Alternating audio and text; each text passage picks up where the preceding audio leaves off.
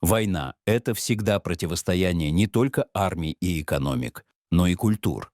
Шанс на победу получает тот, чья культура сильнее. Давайте попытаемся ответить вместе на вопрос.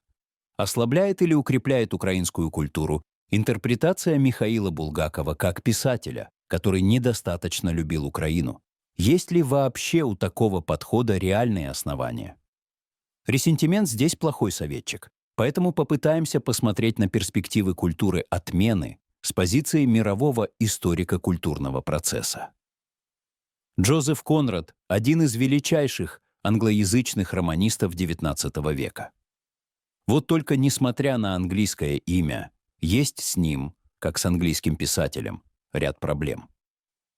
Во-первых, он этнический поляк, которого по-польски звали Юзеф Теодор Конрад Корзыневский.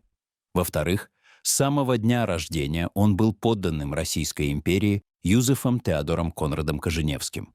В-третьих, по месту рождения он украинец, поскольку родился в Бердичеве, где находилось имение его отца. А еще в истории его и его семьи были украинские Чернигов, Одесса и Львов, принадлежавшие тогда другой империи, австро-венгерской. Конрад великолепно владел французским, знал русский и польский, но писал по-английски. Причем во многом ориентируясь на художественный опыт Достоевского. К британскому колониализму относился противоречиво. С одной стороны, был склонен к идеализации империи, с другой — отмечал несправедливость колониальной политики. Тем не менее, Конрад — признанный английский классик. По его романам снимает фильмы Голливуд. Даже россияне поставили ему памятник в Вологде, где в ссылке вместе со своей семьей находился отец Конрада. Курьез в том, что Конрад-старший отбывал там наказание за антироссийскую деятельность, однако это не помешало россиянам присвоить таким образом себе его гениального сына и включить в контекст русского мира. Почему? По-видимому, тут все просто, чтобы лишний раз иметь возможность сказать «А судьи кто?». Прочитайте знаменитую повесть Конрада «Сердце тьмы» об ужасах бельгийской колонизации Конго, и вы поймете, что демократическая западная цивилизация мало чем отличается от тоталитарного российского варварства. Правда, потом в антипольском и антибританском угаре памятник Конраду в Вологде все же снесли.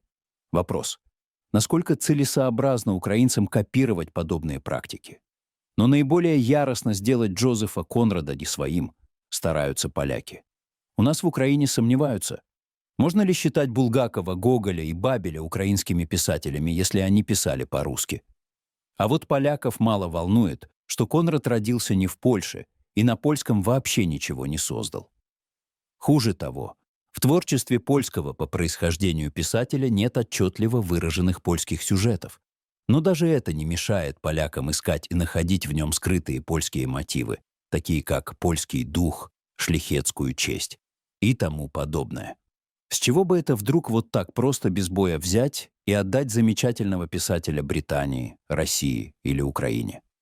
Кстати, не им одним. Памятник Конраду есть, например, в Сингапуре, просто потому, что он там бывал. Его музей и мемориальная доска по той же причине имеются в украинском Бердичеве.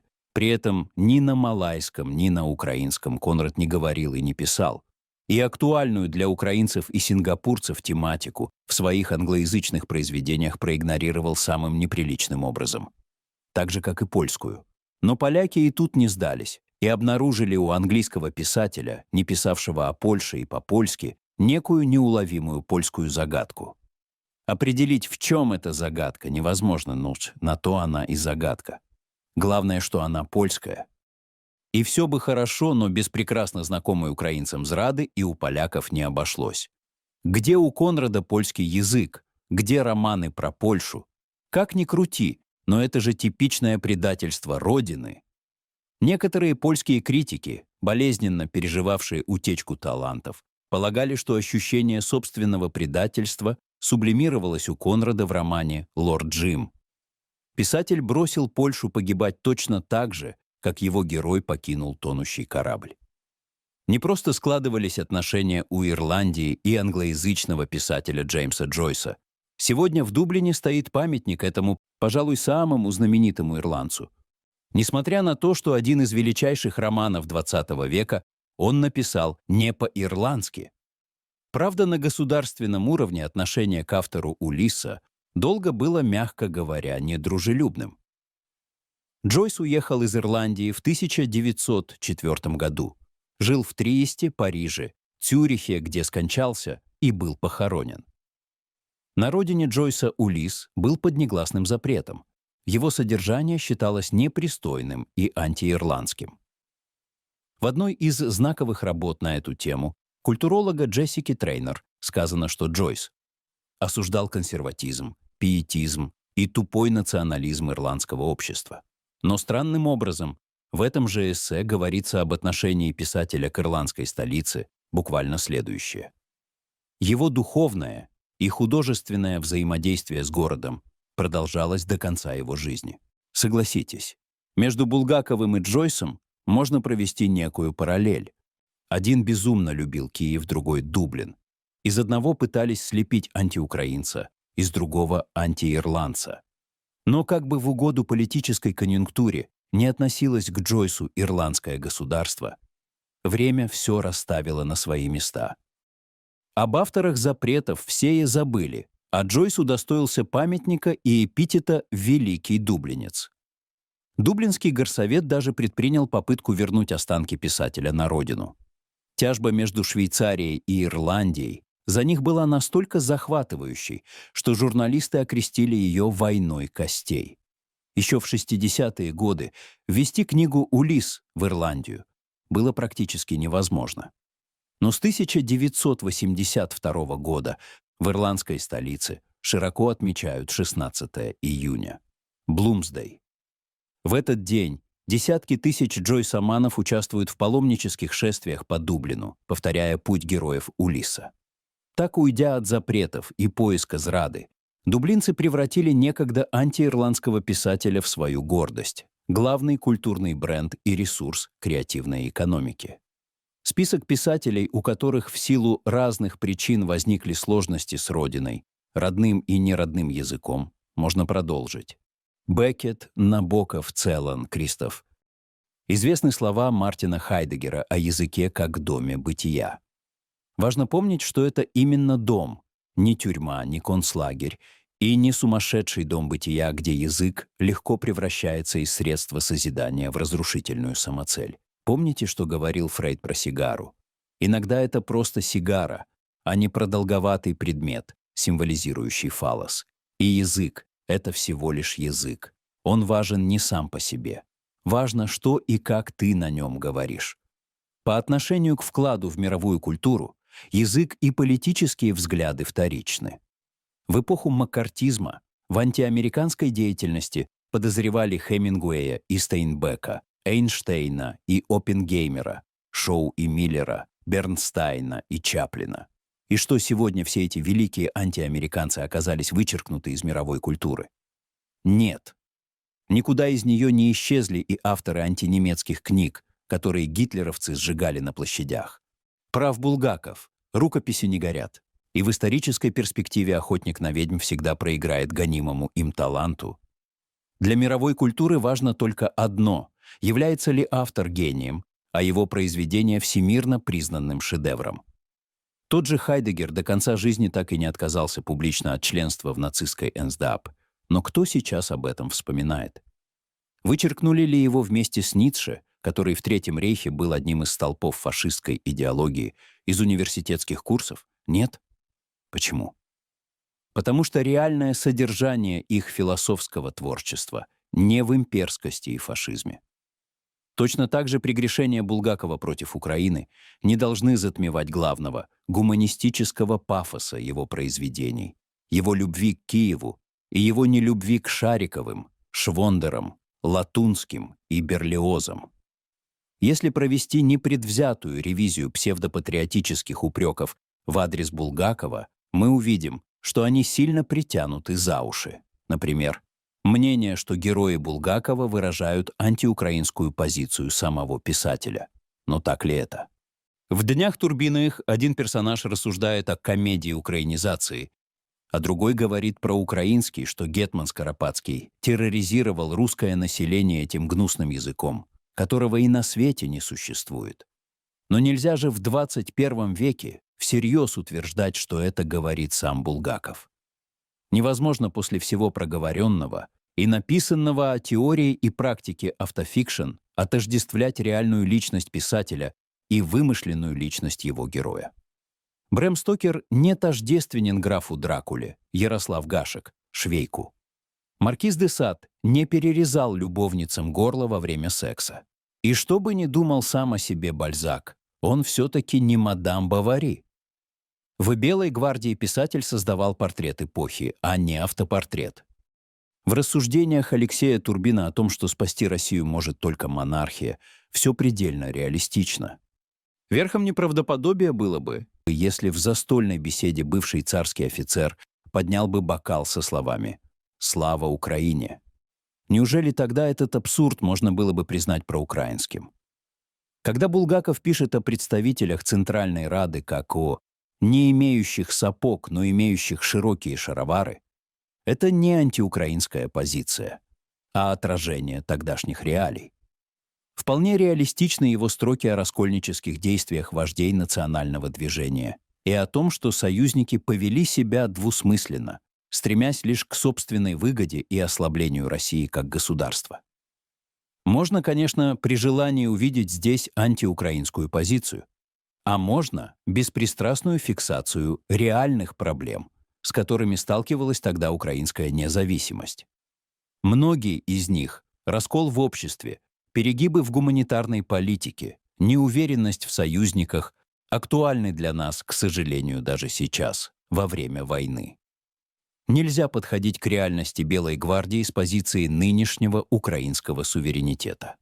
На рубеже веков на руинах мировых империй возникали новые, еще слабые, но по-детски самоуверенные государства. Со всеми языковыми, этнокультурными и социально-политическими детскими болезнями роста. Зачастую новая действительность была настолько абсурдна, что требовала и доведенного до абсурда сатирического описания. Поэтому Булгаков и пишет о Польше. Ни один черт не знал, что в ней творится, и что это за такая новая страна. Эти же слова можно отнести и к украинской военно-политической чехарде Скоропадского, Винниченко и Петлюры. Их личные амбиции, очевидно, не соответствовали их реальным возможностям и работали скорее на раскол украинского единства. Более того, украинцы сражались по разные стороны идеологических баррикад. Одни — за УНР, вторые — за крестьянско-анархистские идеалы Махно, третьи — за белых, четвертые — за большевиков, а ведь были еще пятые, шестые, седьмые. И все это были украинцы. И все и они боролись за свой образ будущего, которое представляли по-разному. Поэтому усмотреть в Булгакове антиукраинца можно только игнорируя реальный исторический контекст. Толковый словарь дает определение украинофоба. Это противник, ненавистник украинцев и всего украинского. В небольшом эссе «Киев-город» писатель выражает надежду, что память о Петлюре сгинет. Но может ли антипетлюровская позиция Булгакова свидетельствовать о его антиукраинстве? Ведь Петлюра — не вся Украина, а пародируемые вывески на магазинах еще не весь украинский язык. Вспомним, что даже соратники по национально-демократическому лагерю, тот же Владимир Винниченко, крайне негативно оценивали Петлюру. Но делает ли это Винниченко украинофобом? И свидетельствует ли об антиукраинстве Винниченко то, что Никита Хрущев был в восторге от его творчества? Нет. Тогда каким образом положительная оценка Сталиным дней Турбиных свидетельствует об украинофобии Булгакова? Тем более, что отношение вождя к писателю можно описать как психологический садизм, ничем не напоминающий уважение и любовь. Собственно, это и все доказательства украинофобии Булгакова.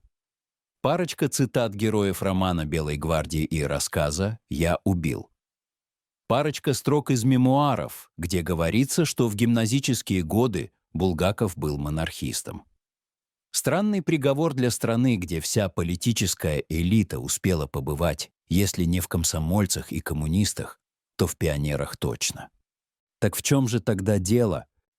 Почему с упорством, достойным лучшего применения, Булгакова стараются вычеркнуть из украинской культуры. Не спасает писателя даже явная оппозиция большевизму. Дело в том, что Булгаков, оказывается, не наш по нескольким критериям. Первый – не писал на украинском. Второй – уехал из Киева в Москву. Третий – не создал позитивных образов Украины и украинцев. Правда, в силу специфики писательского дара он ничьих позитивных образов не создал. Четвертый – природа болезненной реакции и советских, и современных гонителей писателя в том, что их типажи легко опознаются в его героях. Не правда ли, многое здесь напоминает ситуацию с Конрадом и Джойсом? Но есть еще пятый, главный критерий, который их всех делал чужими среди своих. Выход в универсальное культурное измерение. У Булгакова вы нигде не найдете проповеди какой-либо правильной идеологии, он не идейный писатель. Булгаков неравнодушен к проблеме общечеловеческого, но не к проблемам национального или классового. Например, Шариков у него не русский, не украинец и не татарин. Это искусственный человек, изуродованный дважды. Первый раз физически доктором Франкенштейном Преображенским в тексте романа, в отличие от экранизации, это персонаж отнюдь не положительный. Второй раз духовно, идеологией и бюрократией.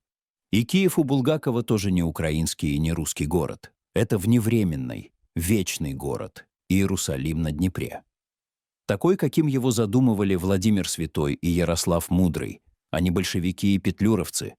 Вот откуда у Булгакова отношение и к советизации, и к украинизации, как к чему-то приходящему, случайному, наносному. Советских и украинских критиков Булгакова можно понять.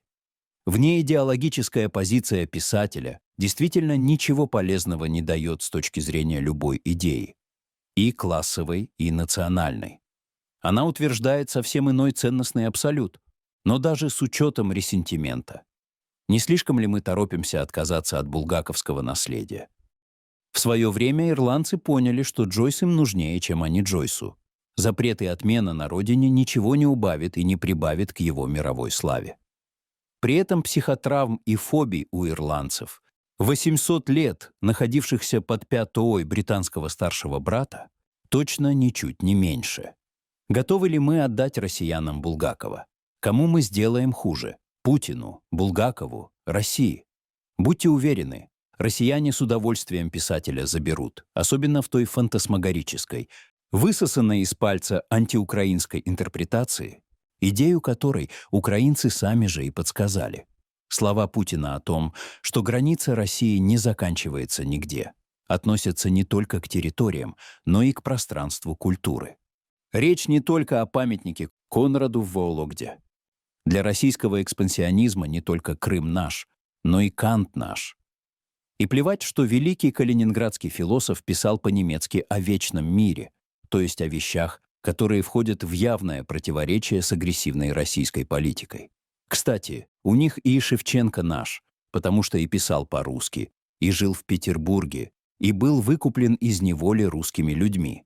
Поэтому и памятник Шевченко в центре Москвы никто сносить не торопится. А мы тем временем теряем не только территории на юго-востоке страны, но и целые культурные материки. Страна — это язык, территория — культура, история, люди. И все это сложно взаимосвязано. Нельзя отказаться от чего-то одного, не потеряв все остальное. Расставаться с империями можно по-разному. Прекрасный пример подали древние евреи. На пути к земле обетованной они забрали у египтян все материально-культурные ценности, которые могли с собой унести, не разбирая, свои они или чужие. Русскому миру можно противопоставить только другой, конкурентоспособный украинский мир. А мир — это нелинейно устроенное, намного более сложное образование, чем хутор или гетто. Чтобы победить, нам нужно сменить парадигму культурного поведения. Не запрещать, а присваивать. Не отказываться, а возвращать. Победа — это возвращение Украине не только Крыма и Донбасса, но и Гоголя, Булгакова, Бабеля. Быть им противниками или союзниками в борьбе с российской агрессией зависит только от нас. Было бы справедливо, чтобы гуманистический пафос этих великих писателей обличал жестокость, варварство и бесчеловечность врага, а не нашу собственную неправоту.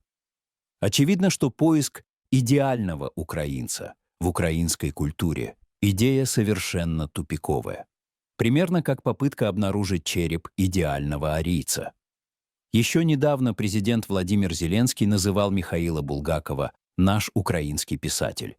Повторил это и возглавивший Институт национальной памяти после Владимира Ветровича Антон Драбович. Что же изменилось?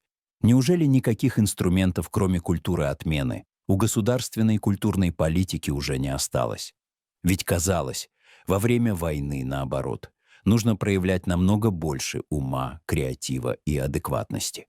Если критерии антиукраинства, которые сейчас применяются к Булгакову, использовать в отношении других деятелей культуры, науки и искусства, то мы рискуем не найти в нашей истории ни одного рыцаря без страха и упрека.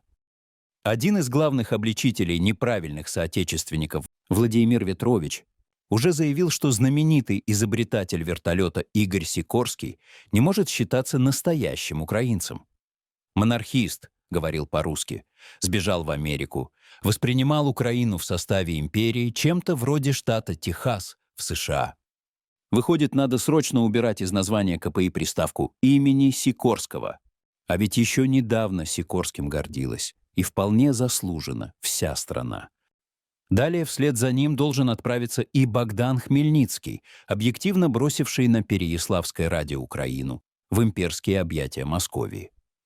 Даже отец интегрального национализма Дмитрий Донцов выглядит, согласно этим критериям, довольно двусмысленно. Этнически русские все братья и сестры, большевики, отец, вписан в систему земской власти эпохи империи. Сам Ленин защищал его от критики.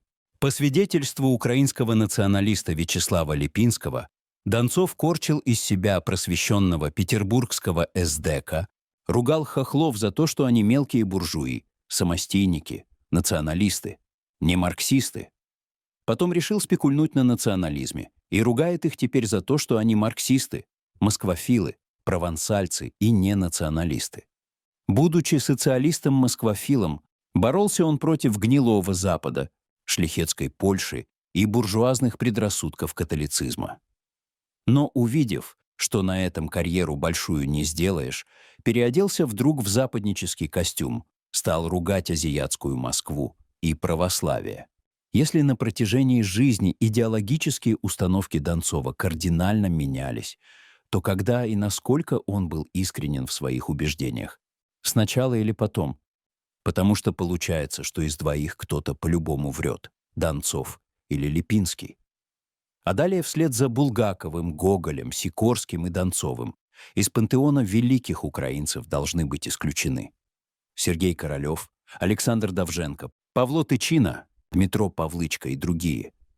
Все они были вписаны в имперскую и советскую систему, получали сталинские премии, воспевали советских вождей. Культурно нестерильными оказываются Вернадский с Грушевским. Помимо них коллаборации с россиянами и русским языком оказываются инфицированный царский офицер Иван Котляревский, периодически писавшие на русском Иван Франко, Леся Украинка и Тарас Шевченко. Но это только вершина айсберга. Десятки имен, которыми по праву может и должна гордиться Украина, по критериям Института нацпамяти должны быть вычеркнуты из украинской культуры. Между тем, это блестящие, великие имена. Еще раз перечитайте их биографии, вспомните об их открытиях, трагедиях и взлетах.